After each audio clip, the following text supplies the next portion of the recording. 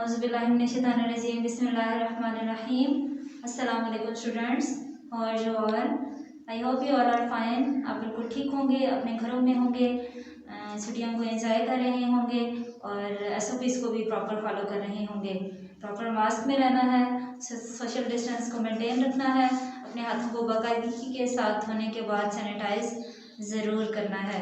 I am your English teacher है, मैं आपको इंग्लिश पढ़ाऊँगी। और have you any confusion in previous lecture? अगर आपको पिछले लेक्चर में कोई भी कन्फ्यूजन है तो पहले आप उसको डिस्कस करेंगे और फिर हम आज अपना लेक्चर नंबर 2 स्टार्ट करते हैं ग्रेड 3 के लिए। Okay, today is 14th April 2021 and the day is Wednesday, third day of the week. Okay, 13th April 2021 and the day is Wednesday and today our lecture number 2, unit number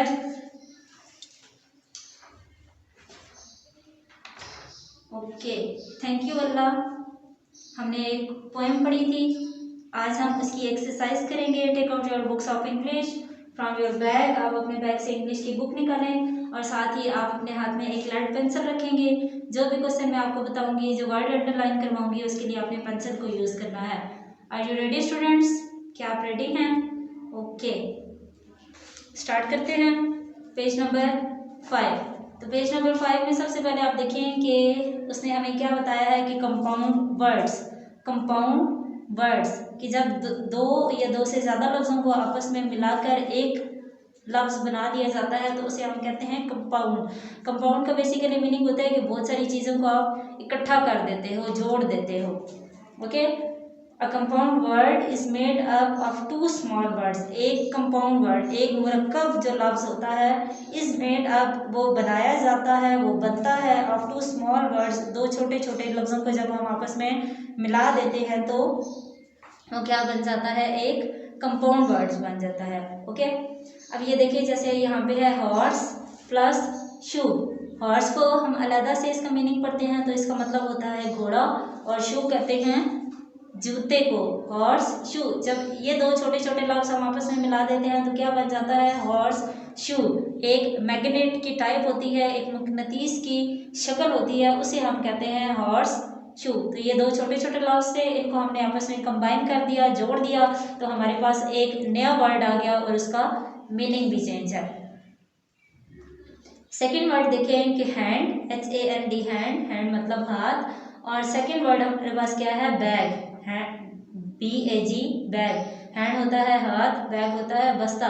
इन दोनों words को हमने आपस में मिला दिया तो हमारे पास एक नया वर्ड बन गया hand bag. Okay, do you understand? Very good. Okay, look at the third word, FOOT, foot, पाँव। And the second word is PATH, path, रास्ता। फुटपाथ। ये दो स्मॉल वर्ड्स हमने आपस में कंबाइन कर दिए तो हमारे पास एक कंपाउंड वर्ड आ गया फुटपाथ। सड़क पे जब आप सफ़र कर रहे होते हैं, रोड के ऊपर चल रहे होते हैं, तो उन्होंने पैदल चलने वालों के लिए एक रास्ता बनाया होता है ना, ठीक है, उसे कहते हैं फुटपाथ, के मतलब पैदल चलने वालों के लिए रास्ता।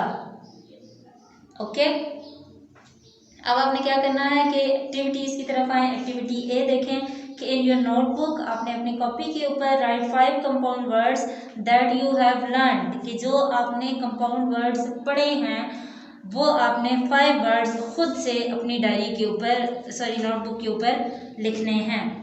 एक्टिविटी बी देखें कि make compound words with the words given below and make sentences of any 5 in your notebook, कि ये जो हमें सारे वर्ड्स दिए गए हैं 1 से लेकर 10 तक, हमने इनकी कंपाउंड वर्ड्स बनाने हैं। जैसे देखो कि सी प्लस साइड, तो जब हम इसको लिखेंगे तो हम इसको कैसे लिखेंगे? हम यहाँ पर लिखेंगे सी,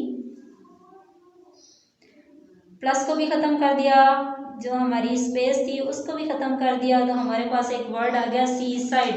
जैसे ऊपर एग्जांपल्स में आपने पढ़ा कि हॉर्स प्लस शू, ये हमें समझाने के लिए उन्होंने एक दी है। तो जब हमने इसको कंबाइन कर दिया, प्लस को भी ख़त्म कर दिया, जो स्पेस थी उसको भी ख़त्म कर दिया, तो हमारे पास एक नया वर्ड क्या आ गया है? Horse shoe. Do you understand students? Very good. देखिए सेकेंड एग्जाम्पल हमारे पास है टूथ ब्रश।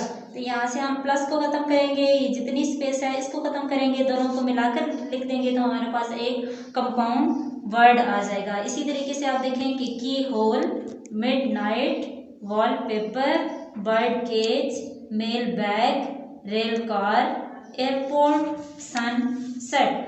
और एक बात आपने अपने जहन में रखनी है कि ये जो छोटे छोटे वर्ड्स हैं, जैसे देखें यहाँ पे हॉर्स, हॉर्स का मतलब होता है घोड़ा, शू का मतलब होता है जूता। तो जब ये अलग अलग थे तो इनकी मीनिंग चेंज थे, इनका मतलब और था। तो जब हमने इन दोनों स्मॉल वर्ड्स को आपस में मिला दिया तो हमारे पास एक नया वर्ड जो बना है उसका मीनिंग और है।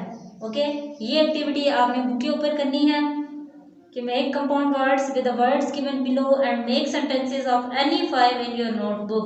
वर्ड्स आपने यहाँ पर बनाने हैं और इनसे जो आपने 5 सेंटेंसेस बनाने हैं वो आपने अपनी नोटबुक के ऊपर बहुत अच्छे से प्रॉपर मार्जिन लाइन ड्रॉ करने के बाद, डेट एंड डे लिखने के बाद आप टॉपिक का नंबर लिखेंगे, टॉपिक का नेम लिखेंगे और फिर आप ये एक्टिविटी सॉल्व करने के बाद इसकी एक पिक्चर लेंगे। पिक्चर लेने के बाद आप व्हाट्सएप ग्रुप में शेयर करेंगे, फिर मैं उसको चेक करने के बाद आपको रिटर्न करूँगी। Understand? Okay, not your diary. आप डायरी को नोट करें। Unit number 1,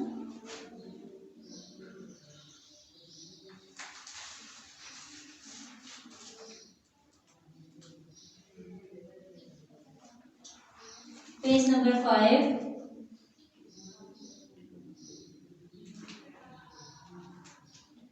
unit number 1, page number 5, activity A and B।